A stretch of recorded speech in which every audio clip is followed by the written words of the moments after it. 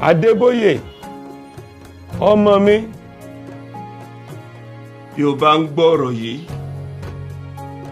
ó túmọ̀ sí pé mo ti lọ sí ilé láti lọ wà pẹ̀lú bàbá mi. Mo rántí ọjọ́ tó rìn wọnú ilé ìjọsìn pẹ̀lú ìyàwó rẹ ní ìrètí àti rí ọ̀nà àbáyọ sí òkè ìṣòro rẹ. O mọ̀ pé ìwọ gan-an ni ìdáhùn sí òkè ìṣòro ìbéèrè tó kún ọkàn mi. Ọjọ́ tí mo pàdé rẹ, ọkàn mi fò fáyọ̀. Mo mọ̀ pé àrọ́pò mi ti dé.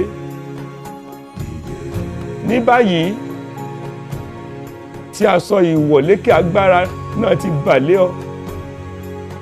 Gbẹ́kẹ̀lé Olúwa pẹ̀lú gbogbo ọkàn rẹ. Má sì ṣe tẹ̀lé ìmọ̀ ara rẹ.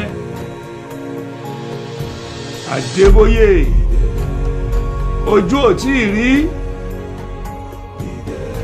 etí ò tí ì gbọ́, bẹ́ẹ̀ sì ni kò wá sí ìmọ̀ ènìyàn ohun tí Ọlọ́run fẹ́ ṣe pẹ̀lú ìjọ rìdíìmù àti ibi tí Ọlọ́run ń gbé ìjọ rìdíìmù lọ. Mo rí ọ̀gọ̀ọ̀rọ̀ ènìyàn tó gba ilẹ̀ bí omi òkun. Mo rí ilé ìjọsìn ní ibi gbogbo. Mo rí àwọn alágbára àti òmìrán tó ń dìde fún Jésù. Èyí tó ga jù níbẹ̀,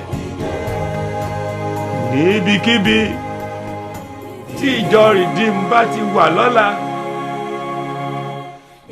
làwọn ènìyàn á máa pariwo hallelujah, hallelujah, hallelujah. Do not despise the days of small beginnings. Though your beginning may be small, your latter end will increase. This is a story of a man who is a proof of the scriptures, a proof that regardless of your upbringing and your background, God can still lift you up. Let somebody shout hallelujah.